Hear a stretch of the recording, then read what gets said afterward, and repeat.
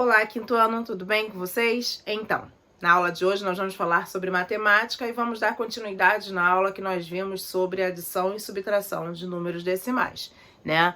Nós havíamos falado, vocês viram quais são as regras que se aplicam para adicionar e subtrair números decimais. Retomando, você precisa colocar vírgula embaixo de vírgula, décimo embaixo de décimo, centésimo embaixo de centésimo, milésimo embaixo de milésimo e a parte inteira também de uma forma organizada, conforme a gente já está acostumado a saber, acostumado a fazer. Beleza? O que a gente vai ver agora é uma outra operação de números decimais. Quando eu faço multiplicação, como eu faço multiplicação de números decimais. Tá? A regra não é a mesma regra que se aplica em adição e subtração. Não é a mesma. Existe uma outra regra para se fazer. Beleza? Vou trazer aqui exemplos para que vocês possam entender melhor e tirar as dúvidas. Vou colocar aqui o papel e vocês podem tirar print para tirar a dúvida, se a dúvida surgir. Ok, Quinto? Beleza. Quando eu vou multiplicar números decimais, por exemplo, vou começar multiplicando um número inteiro, por exemplo, 8 vezes 17 inteiros multiplicado por 23. Beleza, Quinto? 8 vezes 17,23 centésimos. Bom, deixa eu fazer aqui uma linha para não confundir. Vamos lá. Eu tenho 8 vezes 17,23. Na adição e na subtração, eu tenho a obrigação de colocar vírgula embaixo de vírgula. Mas, Marcela, aqui o 17,23, a vírgula está aqui e a vírgula do 8 supostamente está aqui. Não tem problema. Conforme eu falei, a regra já é outra. Na multiplicação, você coloca o número normal, beleza? E faz a conta também normal. 8 vezes 3, 24. 8 vezes 2, 16. Com 2, 18. Normal. 8 vezes 7, 56. Mais 1, 57. Normal. 8 vezes 1, 8. Com 5, 13. Muito bem. Fez a multiplicação? Ficou com o número 1, 3, 7, 8 e 4. Beleza, quinto ano? Como eu vou colocar a vírgula aqui no meu número? Eu simplesmente vou olhar o número decimal que eu multipliquei, que foi esse aqui, ó, repare, né? Esse aqui não é um número decimal, é um número normal, é um número inteiro, na verdade. Normal não, um número inteiro. Aqui eu tenho o número decimal. Quantas casas decimais eu tenho nesse número aqui, ó? Tenho uma, eu tenho duas, beleza?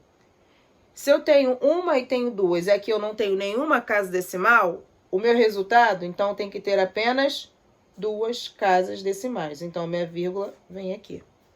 Ok? Qual é a regra? Eu preciso ver dos números que eu trabalhei, tanto a primeira parte quanto a segunda parte, a primeira parcela e a segunda parcela, na verdade é o multiplicador e o multiplicando, a forma como você achar melhor, quanto o primeiro fator com o segundo fator, vamos dizer assim, você vai olhar, no primeiro fator, quantas casas decimais eu tinha? 1, 2. No segundo fator, nenhuma. Então, eu tenho um total na minha multiplicação de 2 casas decimais. Então, no meu número, no meu resultado, tem que ter 2 casas decimais. Beleza? Vou trazer para vocês outro exemplo usando multiplicação de números decimais. Aqui está para vocês tirarem print e tirarem a dúvida. Vamos lá.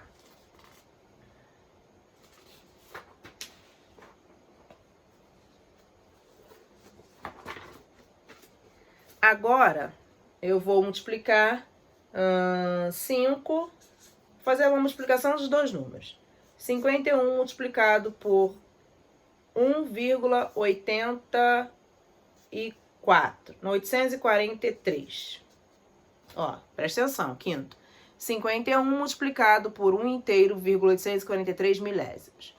Primeira coisa, fazer meu cálculo normal. Não preciso colocar vírgula embaixo de vírgula. Não preciso colocar vírgula embaixo de vírgula. Essa regra se aplica apenas na adição e na subtração. Beleza? Vamos lá. Vamos fazer a nossa multiplicação. 51 multiplicado por 1,843. Fazer meu cálculo normal. 1 vezes 3, 3. 1 vezes 4, 4. 1 vezes 8, 8. 1 vezes 1, 1. Olha o zero, que eu não posso esquecer de jeito nenhum, né? A regra da multiplicação por dois números. Agora eu vou trabalhar com 5. 5 vezes 3, 15, ó. 5 vezes 4, 20. Com 1, 21. 21. 5 vezes 8, 40. Com 2, 42. 5 vezes 1, 5. Com 4, 9. Somo, faço normalmente. 3 com 0. Ó, 3 com 0. 3. 4 com 5. 9. 8 com 1. 9. 1 com 2. 3. 9 com nada. 9. Quinto, agora eu vou colocar a vírgula no meu resultado. Primeira coisa, o que eu vou ver? No primeiro fator, eu tenho uma casa, duas casas, 3 casas decimais. Já tenho 3.